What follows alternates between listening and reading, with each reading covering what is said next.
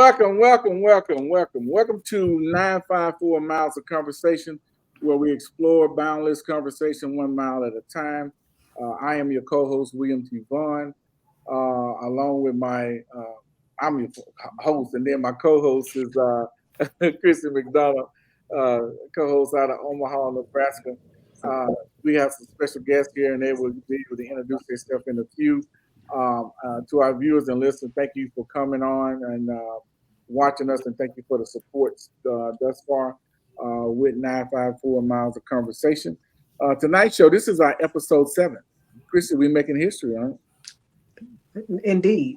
Yeah, we're making history.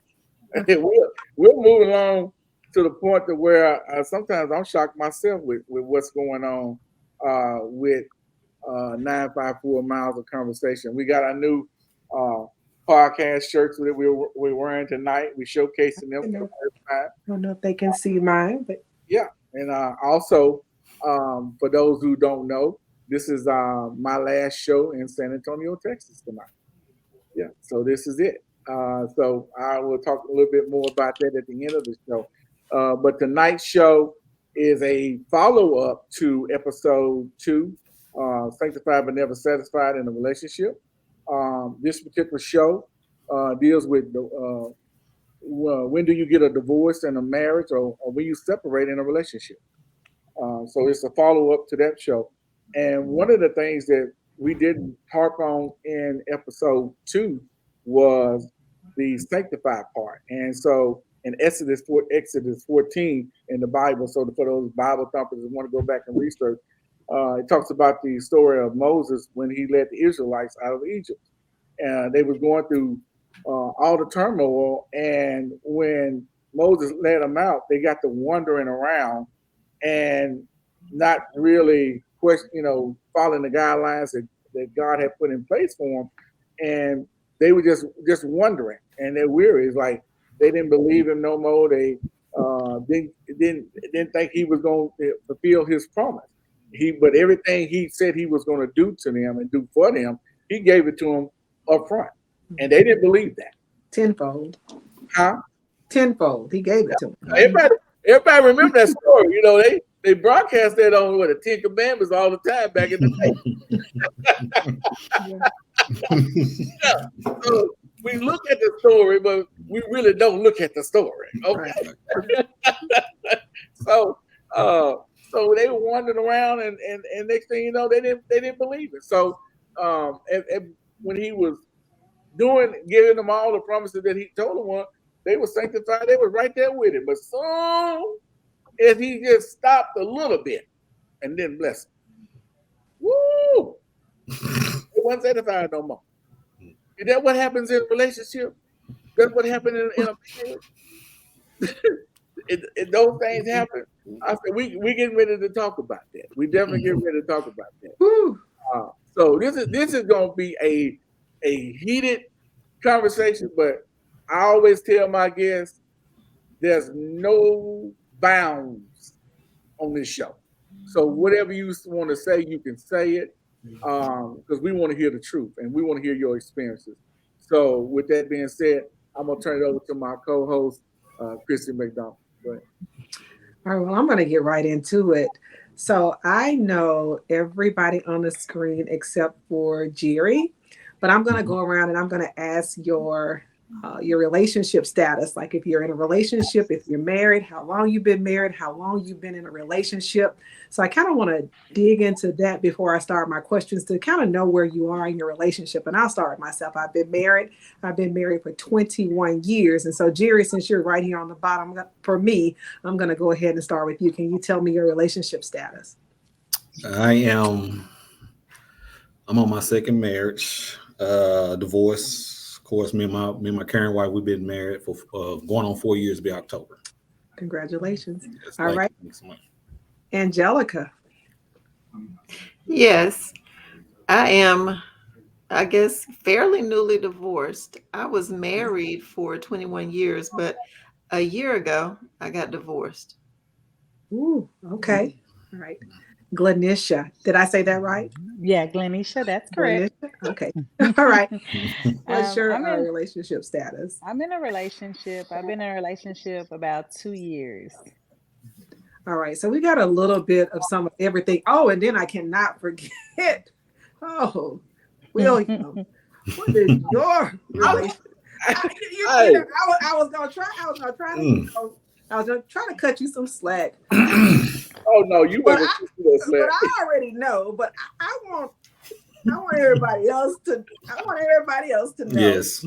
I'm gonna ask. I'm gonna dig, and I want you to. If you don't tell it like it is, I'm gonna correct you. So, what's Well, your relationship I status? already know that. I'm gonna be honest. I'm divorced. But I'm in a relationship Okay. right now. I think it's good. And matter of fact, I'll talk a little bit more about that relationship later on. So I'm gonna shock you later on. Okay. Mm. Yeah. Okay. All right. Well, that's all I needed to know before I get started. So, the first question that I have for everybody is, what are the main factors that come into play when someone starts considering divorce or separation?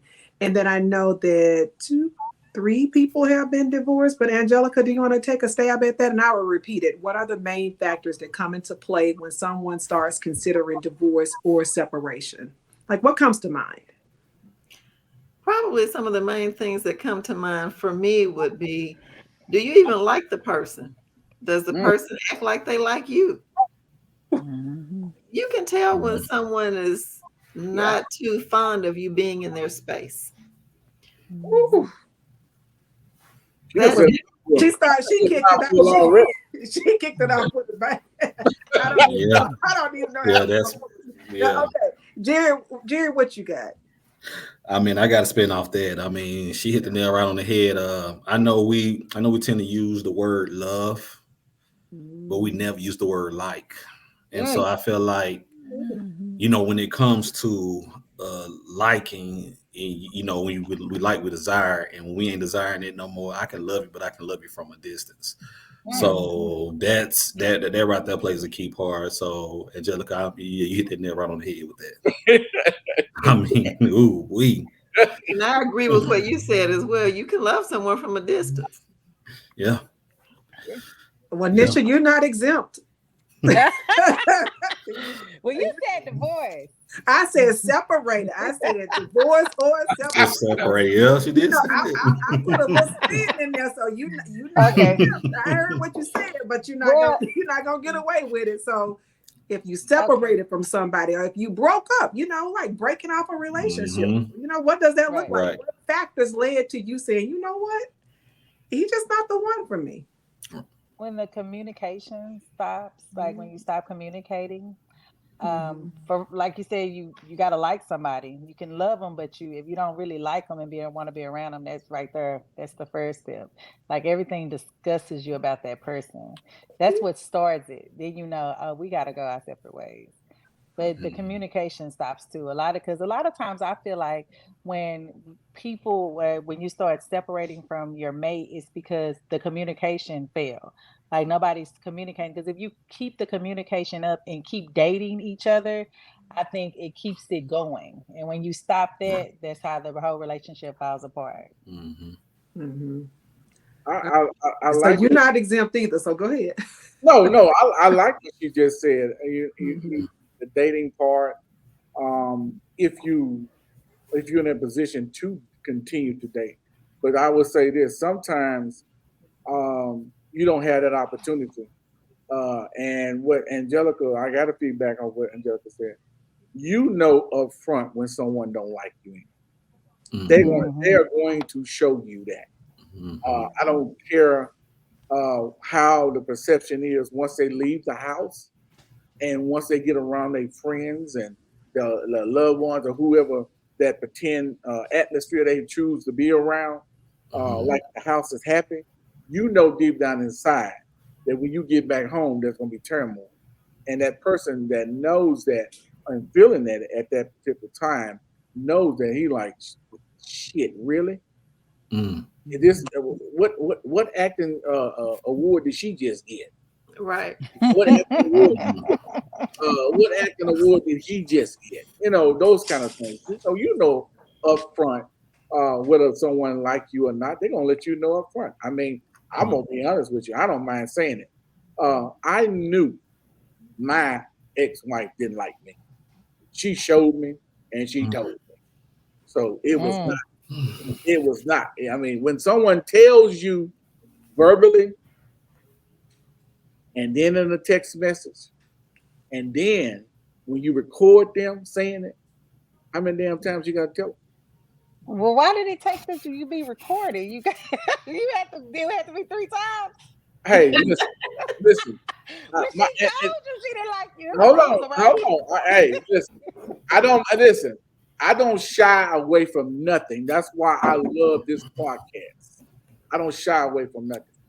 I am a detective by nature. It is my job to figure out something. And when I become a detective inside my house and I realize I need to take notes on my wife and what my wife said, because I know what you say come out your mouth, it means something. Little keywords. That's how I give a conviction. That's how I put people in prison when I was putting them in prison. Those keywords. So I listened for keywords when she was opening her mouth. So I took notes, a bunch of notes. So you had your little detective tablet and pencil. Yeah, took a bunch of notes. And I'm gonna explain why I'm gonna explain why I'm discussing this tonight. At the end of this show, I will explain that because I have no problem. Sometimes when you think that some things can be an issue for you and a disheartening, there's a blessing gonna come right back around because God gonna bring something to you, and I'm gonna show y'all tonight what that blessing gonna do. Come on, let's go. All right.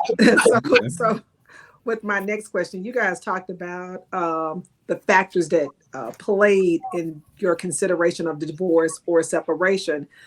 But I want to know now, how does the decision making process differ between marriages and other committed relationships? So if you're married or if you're just kind of dating or seriously dating, how does that decision making process differ? Like if you're going to decide, how do you make a decision, Angelica, to say, you know what, after 21 years, what is the decision making process? Because that's a lot of time. I'm 21 years in, and that's a lot of time. So how did the decision making process, and is there a difference between being in a committed relationship or just seriously dating, than that of a married couple deciding to separate or divorce?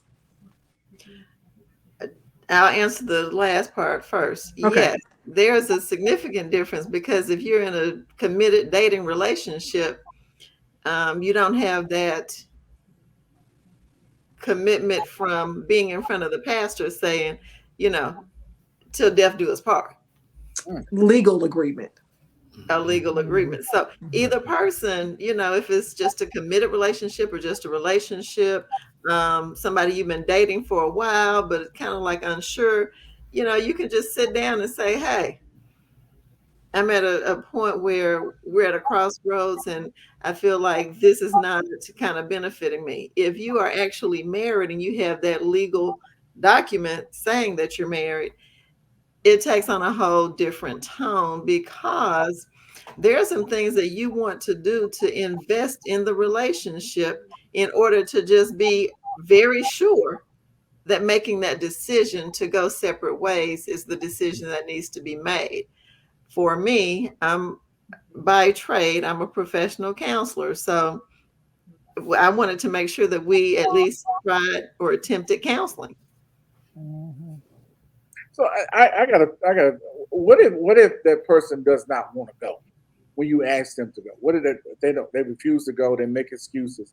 How do you address that? So if they're refusing to go and they're making excuses, I'll tell you the advice that was given to me. In order for the counseling to work, both people have to be committed to making it work. So if one person wants to go to counseling and read the book and buy the book and do the activities and listen to the therapist, that's not going to work. It has to be both people. Right. Okay, that makes sense. And so that's what was told to me when I was going through the decision making process. I put myself in a position where I'm like, ask three people. And so I asked three people, and the three people gave me the same answer. Mm-hmm.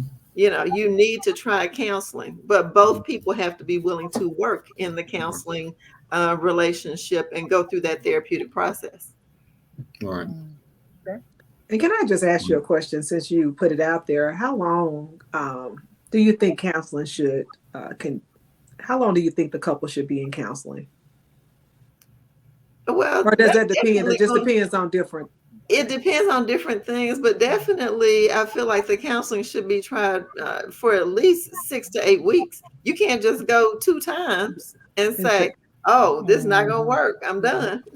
You Right. have to give it an opportunity. Right. So a lot of times the counselors are going to recommend that you do different activities or read different books or go through certain things together within the home or outside of the home. I've heard sometimes people are, told that they need to write down 10 things that you still like about your mate or significant other, and then leave that for them to review. After they review it, then let them give feedback on whether or not those are things that they feel like are issues or are still apparent, that those traits are still there. So there are different things that, you're going to be asked to do. It's not going to happen in one session or two or three, so you have to give it some time. And then some counseling out. That's why I say give it at least, 4 to 6 full sessions, because sometimes that counseling, as it progresses, you're going to get probably to session 3 or 4 before you even have an opportunity to kind of look at the reason that you're even there and what your investment needs to be and how you want to move forward and working things out. This question is not for you, Angelica, but you're making some valuable points that I like. Well, I got a question for Glenisha. Is that correct? I said it right. Glenisha. Uh-huh. Glenisha. Um, you're not married, but you in a relationship. Do you Correct. find do you find yourself when you get to that point when there's complications or conflicts in your relationship, and if you get to the point, do you think that you need to do some counseling in that relationship? If it's that serious, do you believe that you need to follow up on that? Well, honestly, I go to therapy personally. I go to therapy, Okay. but and so when I go to my therapist, I talk about all my relationship, my career goals. I talk about everything basically. So I feel like when me and my boyfriend and we have disagreements, and of course every relationship have disagreements, and you get mad at each other. Normally we do talk it out. It might take a minute or so, but we normally talk things out. So we don't stay mad at each other long, I guess. So I'm a person that likes to talk. I'm like, always, if something is wrong, I'm always like, we need to talk about this. Let's figure it out. Mm-hmm. Like, I'm always trying to search and find the problem or trying to dig it out of him. And my mate is a person that doesn't really like to talk or express himself. So Okay. I guess I'm always wanting, I like to talk. So I want to know the problem and I want to try to fix it. Okay. I got a question for Jerry. I know you say you've been married for 4 years and you have been divorced before. Mm-hmm. Right now, I mean, do you think that in your second marriage, do you see things that you dealt with in your first marriage to your second marriage? Do those things arise now, or do you address it? How you address those things that come up now? I think I can say one thing I didn't, and I can't admit to it in my first marriage. I didn't speak up. Mm, I, as most Mm. men, what we do, we tend to tuck it in and try to deal with it, yeah. even when we weren't happy. And I feel like that played quite a bit into the downfall of myself, separating myself from the marriage firsthand. And I told myself that I wasn't going to do that again. I'm going to be more vocal, more. I'm going to be heard regardless if you don't want to hear it or not. I mean, that's just what it is in my second marriage, and I think that was one of the things that my current wife, I feel like she does appreciate that in the sense of she's like a let's talk it out and let's talk it now. And so I can say that's really, like I said, that's really my take from it, man. I just being more vocal now, like just being more vocal now. So you don't have no closed mouth no more. You say No, man, because at the end of the day, because at the end of the day, what it is, man, I'm gonna be honest with you, man. And we're gonna talk. I'm gonna talk about it later on, man. But peace is key, and I feel like once you get it out, man, then you can be at peace with yourself and be at peace with the situation. And so that's how I look at it now. But like I said, I know we got a little bit going on, so I'll get off into that later on. But yeah, peace is key. Yeah, yeah. Chrissy, go back to you. Well, I guess you guys dived into the effective communication. Jerry did, and then so did Glanisha. She actually talked about that effective communication. So I'm going to go right into my next segment of this.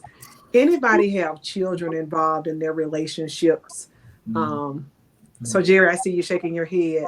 So what impact? Did you give me 3 or 4? 3. 3. All right. So what impact did your divorce or separation? I'm not sure. It was divorce, right? Divorce. Or what impact did that have on your children? I can say that I do feel like it created a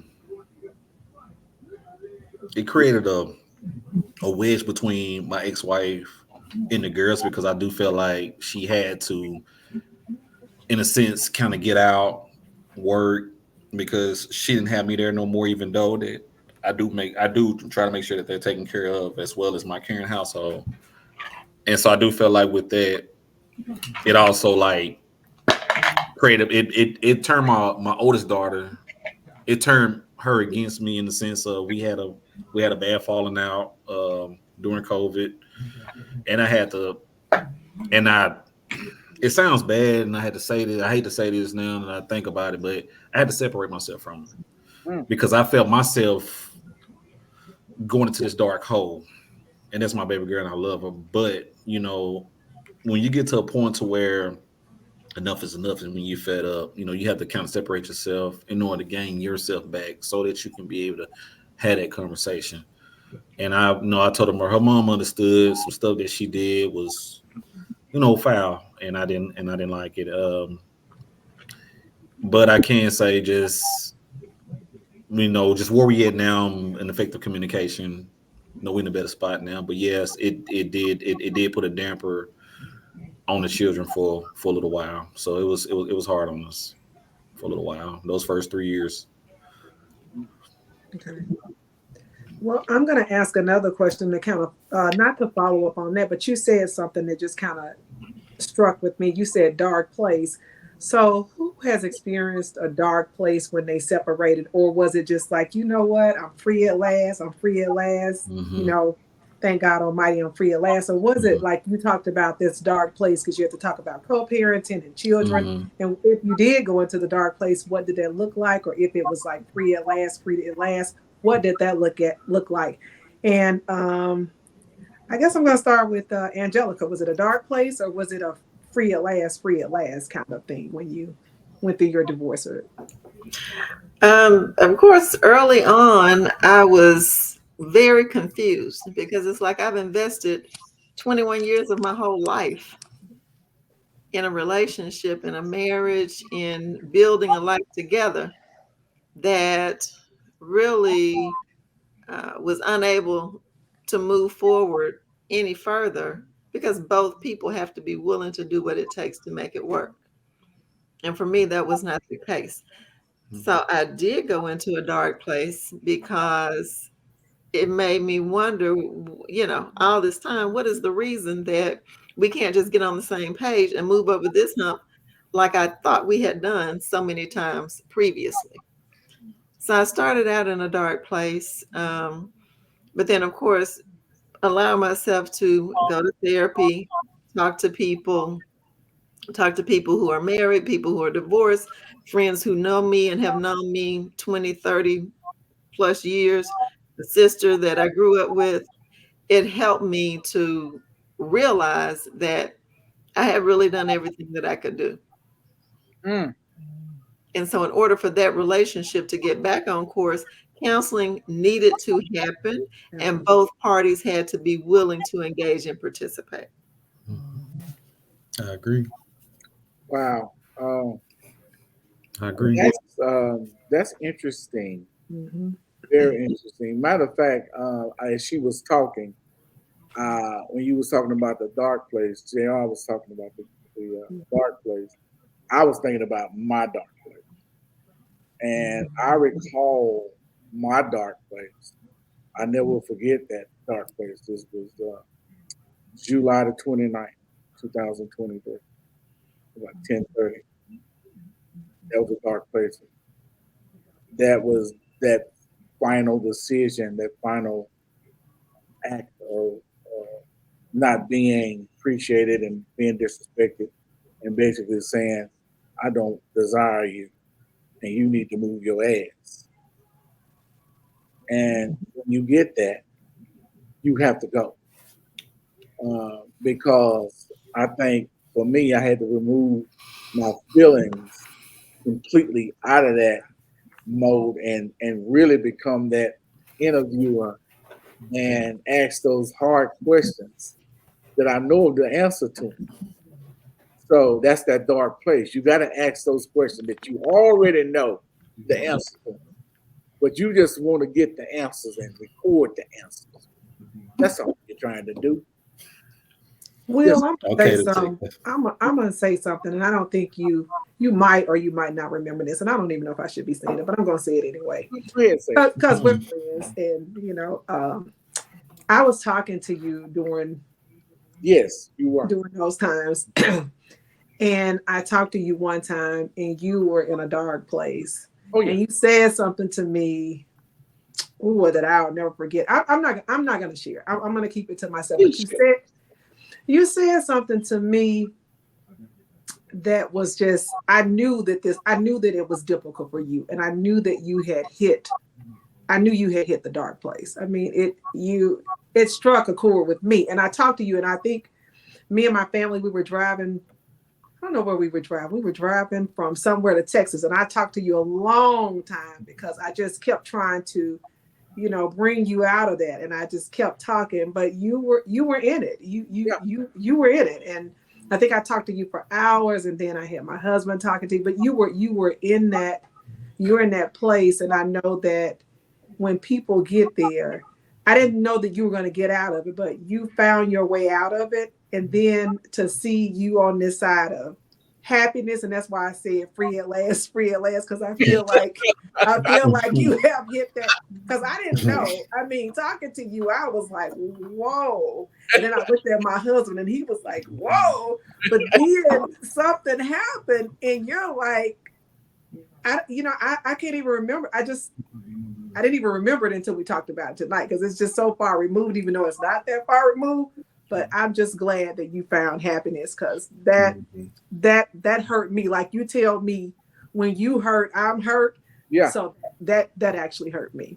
So that's all I have to say. And I'm glad that because you are a witness to my stuff.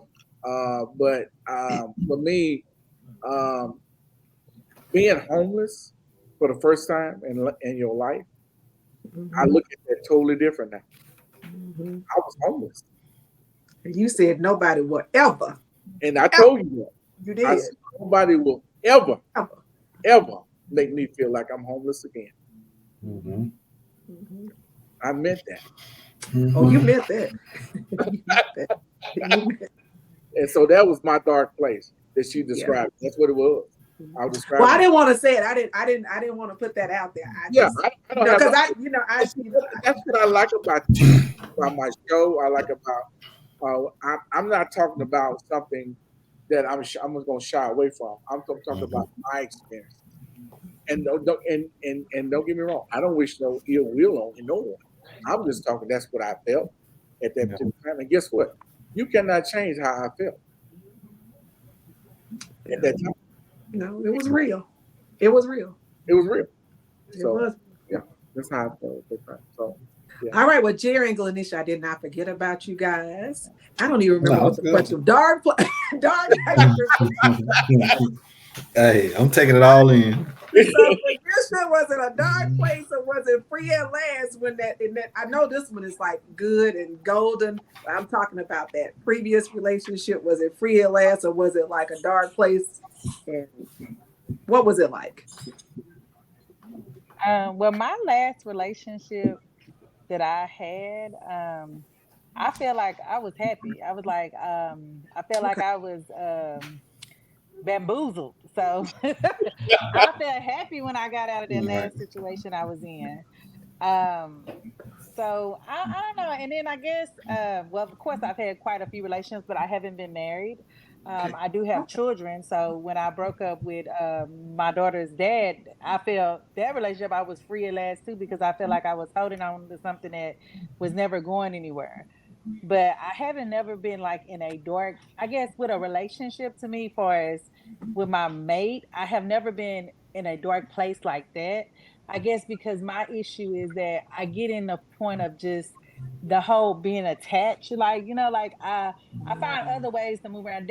That doesn't bother me. I guess with me, with my relationships, what bothers me is just the fact of realizing me being a single parent, having to raise my kid. Like that the part mainly bothered me with my relationship, but not actually just the separation from that person, I guess. Yeah. I don't know, because I just be so quick to be like, soon something go wrong. Well, let's just go our separate ways, because I feel like I'm at the point that I just want peace. So nothing, I don't want nothing nothing bothers me to the point that I want it to take me down. I'd rather just let it go before I let it just take me all the way down, I guess.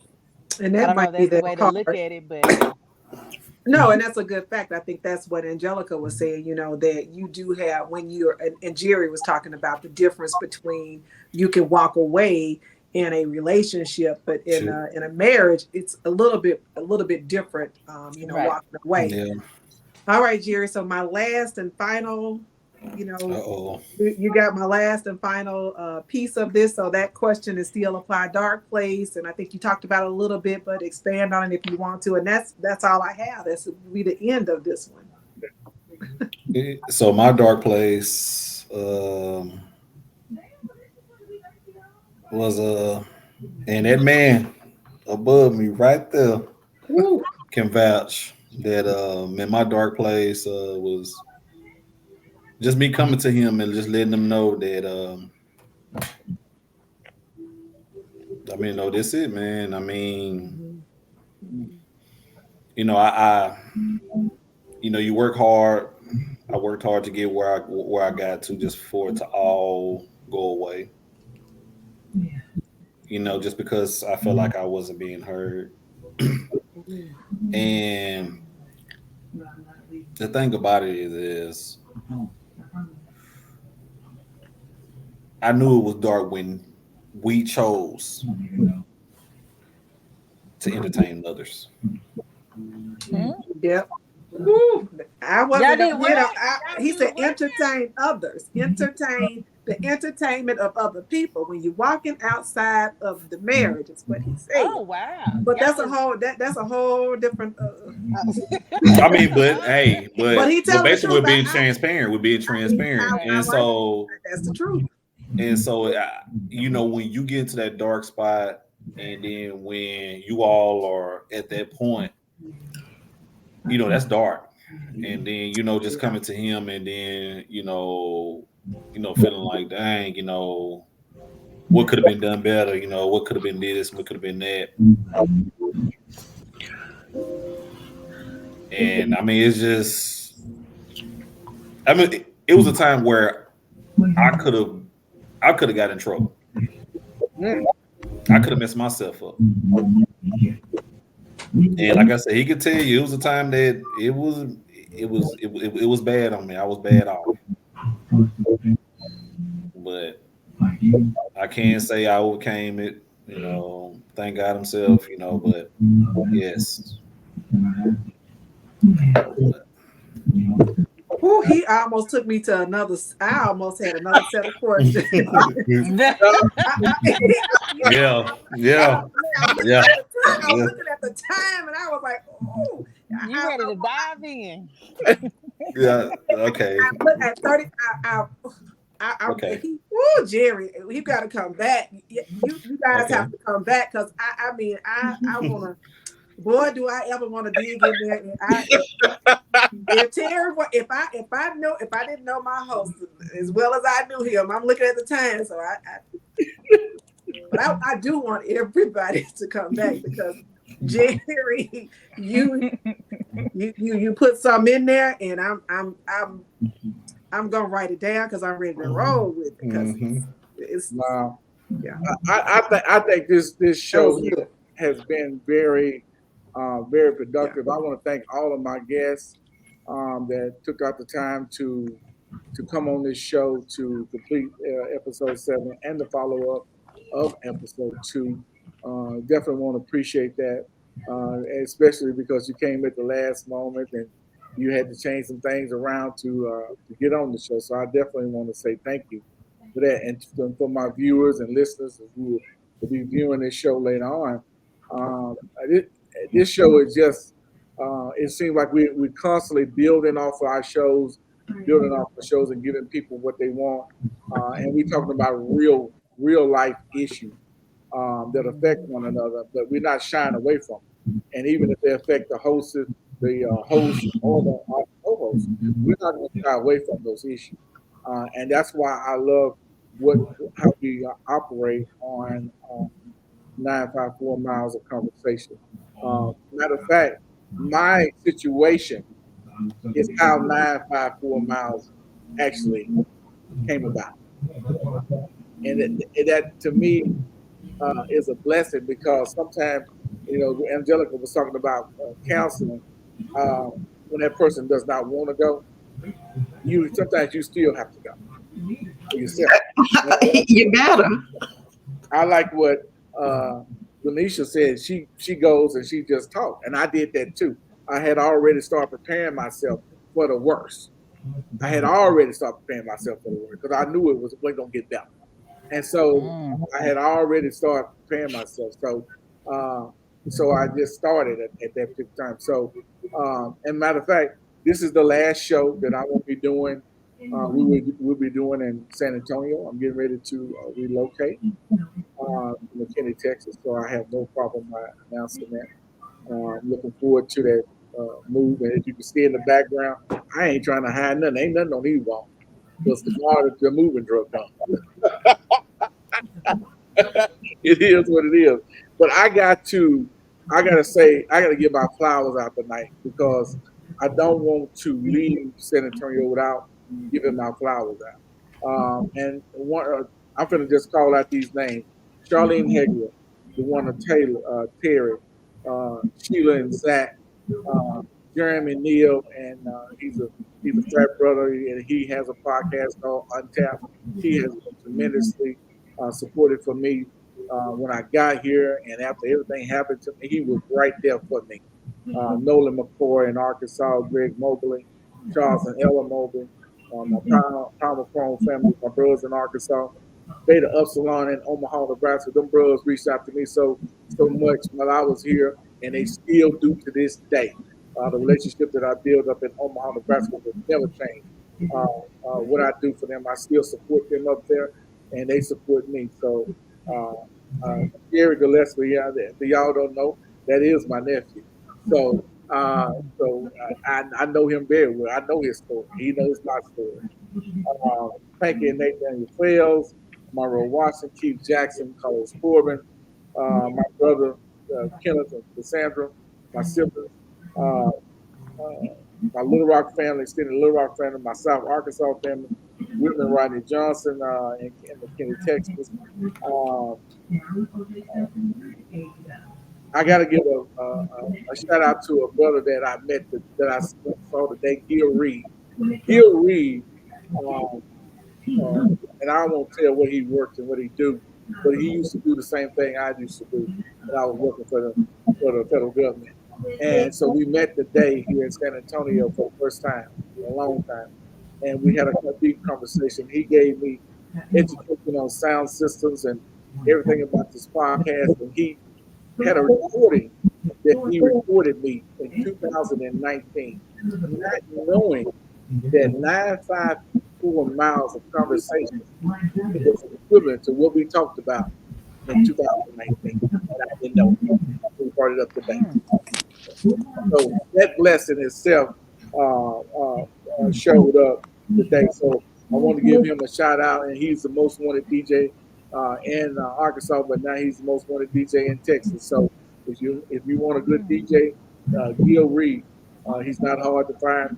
He does a Stretch Free Sunday show podcast out there on the social media. That's awesome.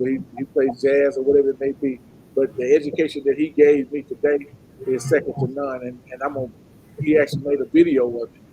That's how good it was. He made a video. So I'm gonna actually put that out later on tonight, as well as this show here.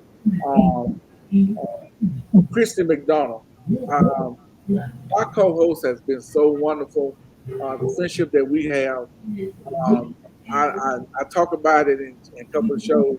We like brothers and sisters. We argue, we fight, we talk about one another, and the next day we say, "I love you, do you love me?"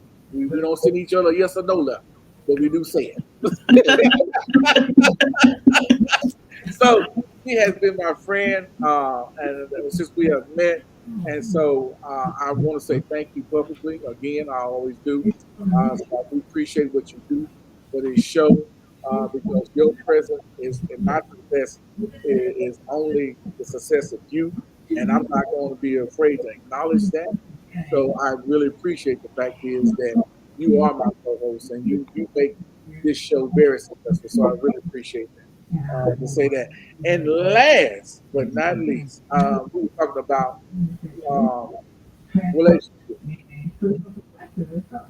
Sometimes when you go through hardships and you go through breakups, God has a way to bringing people in your past right back to you that you not even expecting. And I wasn't expecting this person to come back through my past at all. Was not. And happened to be, and Jerry can vouch to this, that when I made a decision to move to the Dallas area back in December, we got kind of kept that to ourselves. Tell nobody. And so those plans got into win, and I just reached out to a friend that I just wanted to say hello to her, and I did. It became a 4-hour conversation, and those conversations have been continued to go on, and we enlightened our friendship, and that friendship to now to me is a relationship, and I'm so glad to have her. Will, this is important. Hold on. Can I have everybody to mute their lines? Because what you're saying is so important. And I want to hear it really good because I can't hear it really good. So I'm going to have everybody to mute so you can, because this person is important to me too. So I want to make sure that this is. You are wrong for this, Christy. I want to make sure it's crystal clear. Okay, so we're gonna go back. We are saying that this last person. So start with it. Okay, I'm ready. No, you're not done. I'm gonna mute. You're gonna start. You're gonna run it back a little bit, and you're gonna I heard what you said about me, and it's always about me, but that's okay. Tonight we're gonna highlight this person. So I'm gonna mute and this person that came in my life that I was not expecting, that came from my past. I was not expecting that. It was a total shock, but it was a blessing too, because when we started talking, it was like it's like we picked up when we was kids. That's how long we've been knowing one another. And so those conversations came longer and longer and longer, throughout the weeks and the days, to the point to where we did go out a couple of times. And when I saw her, I was like, oh my God. I had to say, I'm dating you, woman. I'm dating you. Okay. And so it was funny. It's still funny. We still talk about it to this day. And Robin, I know you if you listen. I'm sorry, baby. I don't care. I don't mind telling, okay, how I feel. I really don't care. Okay. I look at life as a dollar. I look at it as a dollar. It's 100% that dollar. Right now, if the Lord bless me and next month, I'll be 55% that dollar. I ain't gonna waste my time with nobody. It's 50. I'm gonna be at 55%. It is what it is. So I'm gonna live it to the fullest until I leave this earth. But that dash in the middle, you can definitely say it meant something in his life. He didn't let grass grow up under his feet. And that's all I got to say on that. So, with that being said, again, thank my guests for coming on. I appreciate each and every one of you all. And again, you will be back soon. I enjoyed it. And for our viewers and listeners, keep standing by for more to come on 954 Miles of Conversation. Oh, I forgot something. See that? Just that quick. I forgot something. I just recently, two weeks ago, got offered a book deal. Yes, that's right. I forgot to tell you. Awesome. God is good. I was not expecting this. I was actually in El Dorado. Amen. Hey, I was actually in El Dorado when the guy reached out to me. I thought it was a joke, but he had been on my LinkedIn. He has been looking at 954 Miles of Conversation. He said, the stories that you're telling are awesome. Would you consider writing a book? And I said, I already got one. I got a title. He says, we got writers. He says, when you get settled with your move, please sit down. We'll sit down and let's go over everything and we'll go from there. He says, you got good stories. He says, we're following you. So they are watching us. You'll be surprised who is watching 954 Miles of Conversation. Okay. So with that said, I thank God for that and that blessing, and we'll see how that go along in the future. And with that being said, you all have a wonderful good night, and I will see you the next time in McKinney, Texas. Y'all have a great night too. Thanks for having me. You're Good welcome. night. You're welcome. Have a good night. Bye-bye. Bye. All right.